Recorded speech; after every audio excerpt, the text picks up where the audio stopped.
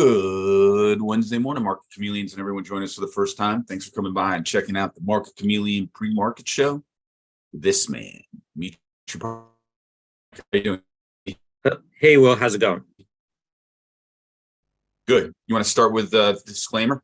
Yep. Good morning, everyone. Before we get started, keep in mind, Will and I at Market Chameleon, we're not a registered investment advisor. We're not a broker dealer. We're not telling you what to do. We're just sharing ideas. If you need advice, call your registered investment advisor, call your broker. That's what they're there for, to give you advice, provide you with guidance. There's the disclaimer. Perfect. Let me share my screen. If you guys are joining us for the first time, we do this show in the mornings to answer any questions you may have about Market Chameleon tools, data, analytics. If you wanted to discuss strategies or something unusual you've seen, you're welcome to come on the show and ask that question live, or you could put that question on the live chat on YouTube. Will's watching it, he'll read it back to me. To come on the show live, we do provide a link to Zoom. When you click on it, it takes you over to Zoom.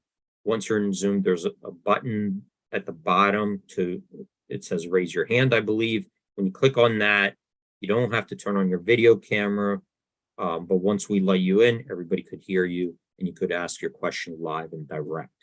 While we're waiting for questions to come in, we'll start out taking a look at the pre-market report, see what's trading in the pre-market hours.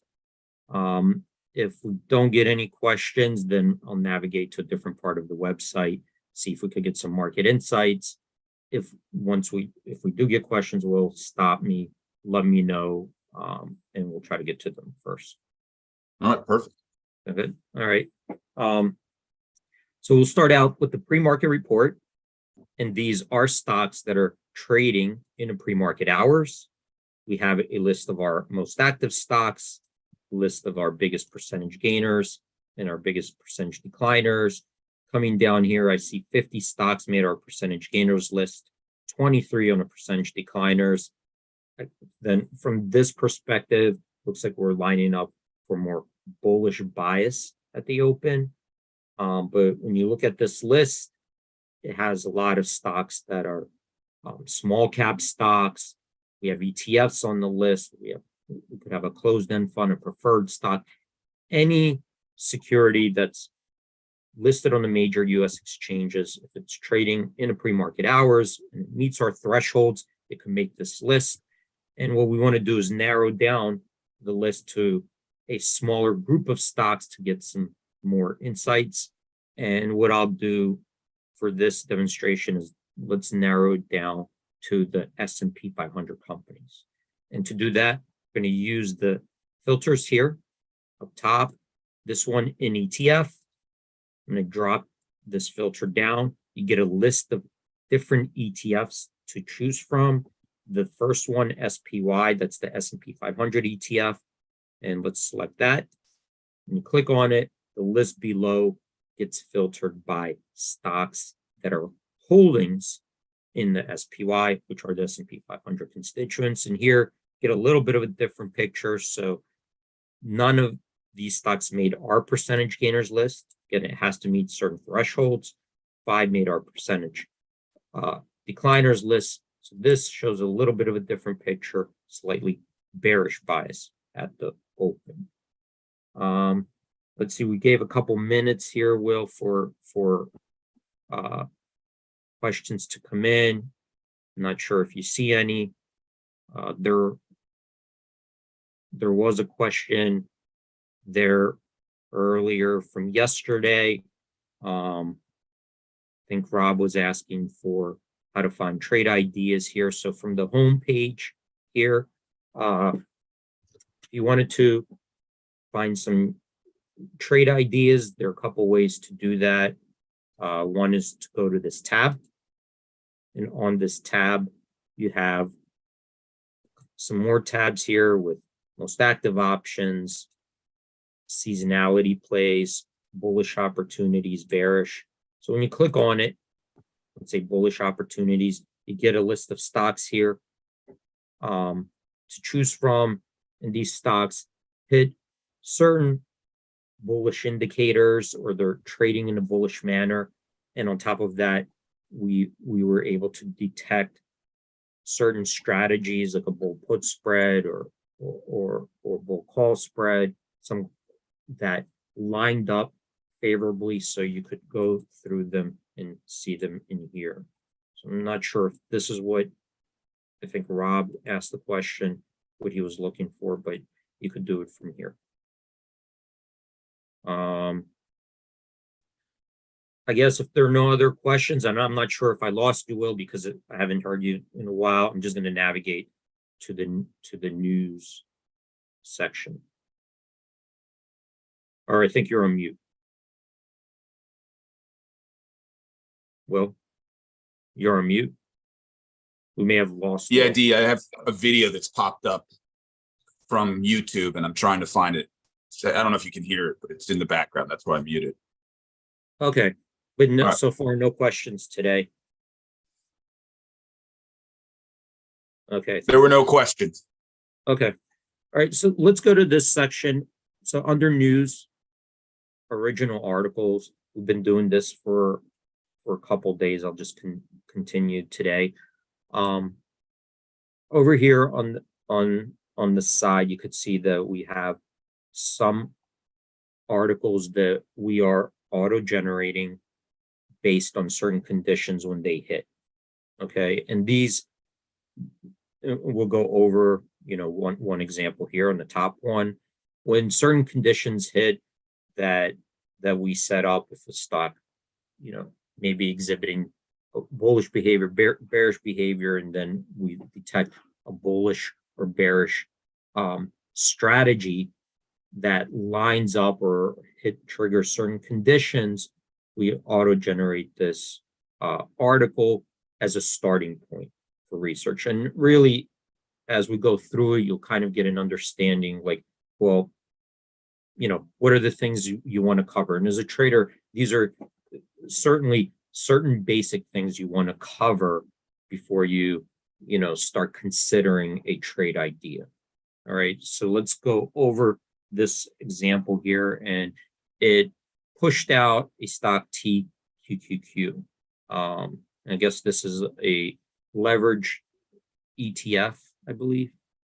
And yesterday, so here it is, it's ProShares Ultra QQQ stock price.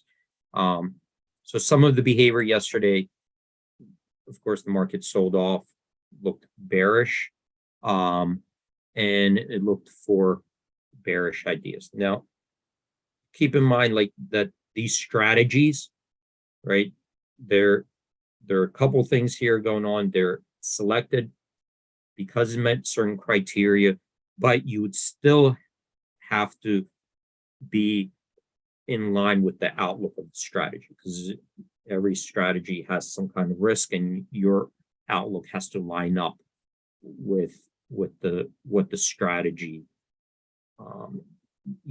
what the strategy's aim is. So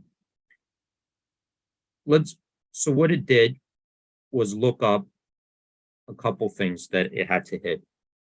One, that the strategy is lined up with a bearish outlook.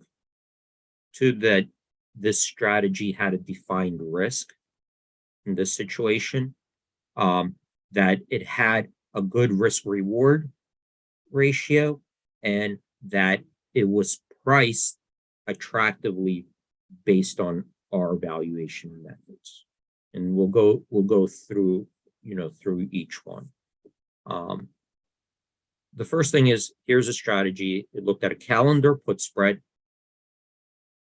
selling the March 20 put, buying the April 2021 put on a 20 strike. Okay, so calendar spread, you're looking at two options on the same strike, but different expirations. And this one, it was selling the nearer term, buying the outer term. So you're getting long the calendar spread, right? You're buying the outer term, selling the nearer term, and here it was a 76 cent debit to buy this spread at the moment we took this snapshot, right? So we're analyzing it at one moment in time. Okay. And first thing we want to do is let's take a look. What is the potential profit and loss of this strategy, right? Does it make sense? Because, if you're risking 76 cents, it might not, and you think your potential profit is 1 penny, that might not be worth it. That might not make any sense. Or if you're risking 76 cents to make 5 cents, that might not make any sense either. So one thing, let's take a look at, our potential profit versus what we're risking, the amount at risk, and where do we profit? Like, what is our sweet spot? Where does this strategy, where is it profitable? Where is it unprofitable? And we want to visualize that because it has to be in line with what we think, is the most likely outcome in this particular security. So to do that, the easiest way is let's look at a profit and loss chart, right, along a different stock prices. So these are different stock prices at expiration, and this is the profit and loss at each stock price. And here we could see that if the stock price is right here, this line here, and the sweet spot is 20, right, that this has a bearish bias. This spread has a bearish bias because you want the stock to drift down to 20, and currently it's 22.41. Okay. And if you hover over, it'll kind of give you your profit and loss scenario. One thing with calendar spreads that I have to say is that when we draw a profit and loss diagram at expiration, a calendar spread works differently because you have two different expirations, right? So you have to choose one.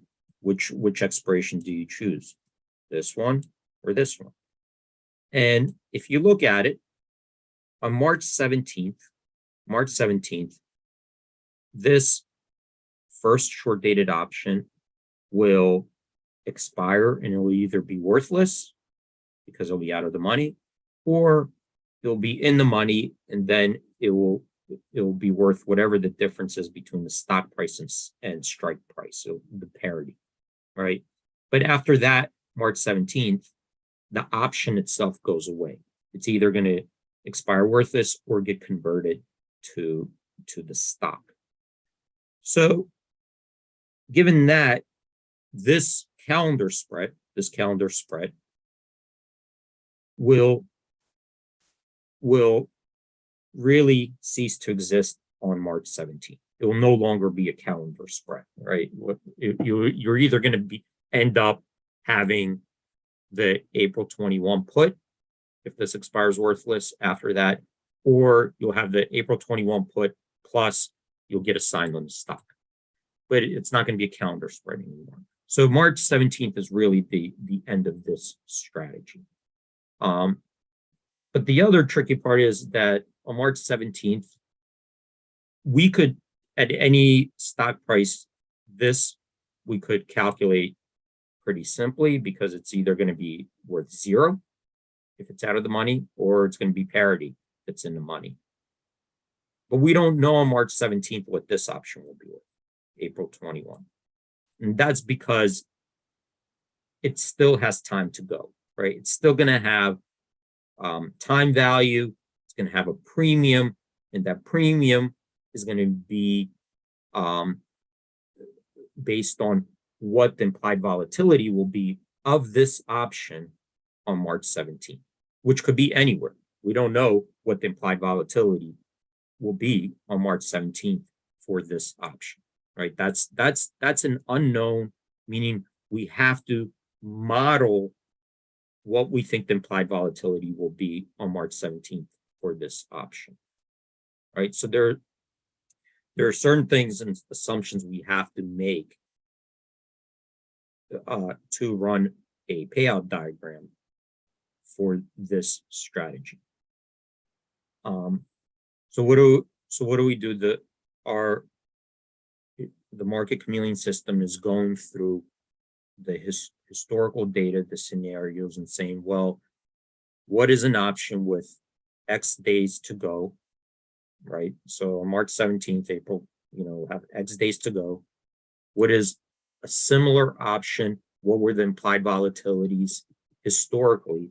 And then we don't know if it's going to be on the high end or on the low end. There's no way of knowing. So what it does is start out with the median implied vol. Say, okay, since we don't know if it's going to be on the low end or high end, we could change those assumptions, but the starting point is that it's going to be right in the middle. Okay, so if we use the IV, that IV, then we could draw a payout diagram. Because remember, we have to give this option some IV, some kind of implied volatility to generate the value of that option. All right. So assuming that the implied volatility goes right to the median, right, then we could generate, well, here's the profit and loss. So if the implied volatility goes higher, this graph will be more favorable to you because this will go up. If the implied volatility goes lower, this graph will go down. Okay, so you do have IV risk. But now we just kind of get a visual of what's going on. And it looks here, implied volatility returns to the, just goes back to its 50th percentile rank. On this chart, that what do we say here? The payoff, 146%. So you're more than doubling. It looks to me here like even if the stock sits here, you're in the profit zone in the green. So if the stock it doesn't need to necessarily drift down. Even if the stock sits here and implied volatility goes to the 50th percentile, looks like you're still in the green zone, profit zone. So from this perspective, and it looks like a wide range of prices that you can profit. Obviously, if the thing takes off, you're in the red zone. If it collapses completely, you're in the red zone. But that's up to every trader because number one, your outlook has to be that you think it's most likely the stock is going to end up in here. Let's say between 18 and 22, implied volatility is going to go to the 50th percentile rank. And is this payout, worth it to you? Every trader has to make that type of a decision. All right.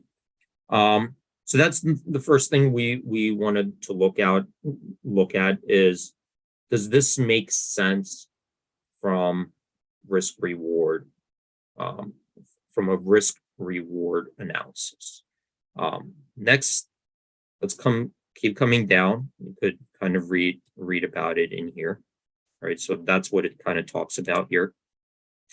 The next thing we want to know is, okay, if we're purchasing this spread at 76 cents, is that a good price to buy it at? Because if we're paying 76 cents and it's a crazy price, if we're paying too high of a price, then even if the stock starts to drift our way, there might be a good chance we're still going to lose if we're way overpaying, right? Are we getting a good deal on it? That's the question. Because if we're getting a good deal on it, there's a potential that maybe even if it doesn't completely go our way, it reverts to some mean. Or, if it does go our way, we stand to make even more. But if we overpay, there's a chance that, hey, the stock might start behaving the way we were expecting it to, but the price of this is not moving up because it was just way too high from the start. Okay, so think of it. I'm sure this has happened if you guys have traded options and you bought a call, but the call price was very high, and you saw the stock go up, but the call price goes down. So the stock is at 200. You bought a 220 call for $5. The stock moved to 210, but the call goes down to $3. And as a trader, you try, to avoid that type of a scenario where you're right in your outlook in the underlying, but you paid so much for an option that you didn't have a very good deal on, that you ended up losing. So that's the one thing we want to measure. That is 76 cents a reasonable price, right? Is that a reasonable price for given this strategy, right? And remember, that's the other condition it's looking at. So it goes down here, right? This is what we're testing next. We know the market price. The market price is 76 cents. So that's easy because we could just observe that, right? You could go to your broker, look up the quotes, and there you go. The market price is 76 cents. You could buy the offer, hit the bid, and put on that strategy 76 cents. But the question is, is that a good deal? And to do that, we got to have some kind of a valuation method to estimate the price of this strategy. And what we do, again, Market Chameleon, is going back in history and looking at how this strategy was historically priced in similar situations. So given today's IV, given the days to similar days to expiration to each strategy, each option leg, given the distance of the spot price to the strike, it lines it up, goes in history and says what would be the average value of this spread, given how it usually trades. And here it says the average would be 85 cents. So 76 cents is below 85 cents, right? You got about 9 cents difference. That's giving us an 11% edge or 11% discount to the average value. Right? You could go here, read more about it. So we're using 4 years of data. What is the high mark and low mark? So we could see here that historically, if we took the spread difference, it would be as high as $1.35, as low as 39 cents. On average, 85 cents. That's the average value. So and you could see here, this is the spread market, 72 cents, 76, midpoint 74. And why we showed, you always want to try to get a better execution. So that's the other thing it's showing you here, that look, if you paid the market price, 76 cents, you paid that, you got an 11% discount to our historical benchmark. But if you try to get a better execution, right, because you could always put a limit price and try to get better, we say at the midpoint, you could get a 13% discount.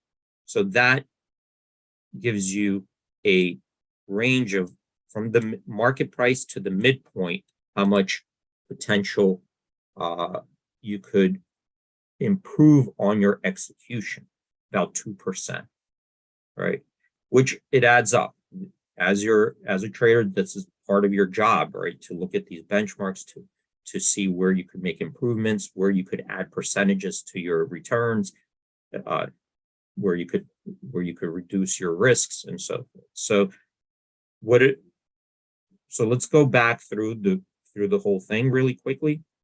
And what did it show? What did this really quick scenario? You didn't want to write out 5 pages of things, but we covered some of the most important things you want to do in your evaluation. One, is this particular strategy in line with your outlook? That's important because that's the risk you're taking. Number two, run the risk reward, and does the potential reward make sense versus what you're risking, right? Are you okay with, you're risking this amount with your potential reward? Does it make sense? Because if it doesn't make sense, you shouldn't pursue that strategy. Number three, we said, does the price make sense? Does the price that we're paying, which would be the risk here, does that make sense, relative to some valuation or historical benchmark? Because if you're going over, and maybe there's sometimes you may want to go over, you need some extra justification. Like, maybe you really feel like, hey, this is going to there and it's worth, paying a premium for the strategy, or you could hedge it off with something. But, it's a decision you have to make, but you're looking at your benchmarks. And then finally, how much room is there to improve on your execution between the market price and the midpoint? How much more room do you have, which is adding basically extra edge, right? The lower the better execution you could get, the better it is for your entire strategy, because that could increase your potential reward and reduce your risk. Okay, so those are the key takeaways from the strategy. Wanted to go over really quickly. I guess no questions. I'm going to leave it right there because we're right up at 9:30. All right. Well, you're Sorry, D, there were some questions. We're right up against the opening, so I want to get it quick. There was a discussion between Michael and Rob. Michael was asking, the thesis behind the calendar spread is that the front month decays at a faster rate than the back month. So if TQQQ stays above 20 and the front month expires worthless, the back month would also decline in value, but would be enough to keep the spread at a price that makes money. And he's asking if that's correct, that thought process. Rob then states, I think the back month has value left over, and that is where the profit is. Will, can you ask Dimitri if that's correct? Right. So, there a little bit of both. Okay, let me go over here. We're gonna set this up in the options chain. So if you click on here, it takes us over to the options chain. And on the options chain, you're going to set up both legs to the strategy. Okay, I'm on the options chain. Sets up selling the March 20 put, buying the April 21 20 put. I'm going to run this in here. And you could see here that I guess it's not because it's lined up with the one lot. It's not very evident, but when we do a long calendar spread, all right, there are a couple things that are important. One is that you're going to be long Vega, because the Vega of a longer dated option is higher than the Vega of a shorter dated option, has more Vega risk. So you're trying to do it where you think that volatility IV is probably low and implied volatility will revert and go higher. All right. The other thing that you're doing is that, and of course, the strikes you pick, here's the 20, make a difference, because you do have a target price based on the strikes that you're picking. The other thing that you're doing is you're trading a horizontal skew. Okay, so think of it as automatically this is just going to decay faster and this is going to decay slower. That's not really where you're trading this horizontal skew, where what is the relative value of both of these options Okay, and the implied value won't, IV will not really show you that. That's why we're going through a different analysis. What are the relative premiums of these options? And you could have IV very high and the relative premium not be good, or IV very low and the relative premium good. Usually the calendar spreads would be better when IV is low because you're buying Vega, right? So you're buying Vega and you think that yes, implied volatility will be low, but it will start to tick up after, closer, as we go in time. Okay, so a lot of people, I think, are doing it in reverse, because what happens with implied volatility, when implied volatility is high, what happens? The front month IV is above the outer IV, right? You'll get an inverted curve like you do in earnings, right? And in earnings, implied volatility goes up, and when implied volatility goes up, the shorter dated options usually will be inverted with the longer dated. Remember, you're getting long Vega. So when IV comes in, your back month, for every one click, you're losing more in your longer dated than you're gaining in your shorter dated for every one vol click. So it may take 10 vol clicks to equal one vol click on the outer dated. All right. So it's important to keep in mind that when Vega comes in, if this comes in one click, it's not the same thing as this coming in with one click. Okay, because this has less Vega than that. That's important to understand when you're doing a long calendar spread. So this one looks like, CIV subdued. That's probably why it kicked out, where it's saying, hey, IV is already low. Here's a way to get long Vega with spreading some of that risk off by shorting a shorter dated option, in anticipation that if the stock drips lower and Vega starts to revert to 50th percentile rank, you stand to make, like we showed on this chart. Okay. Awesome job, D. Thanks for going over it and finalize that question. Great job. All right, everyone. Thanks for joining. Stay safe out there. Have a great trading day. Hope to see you guys tomorrow.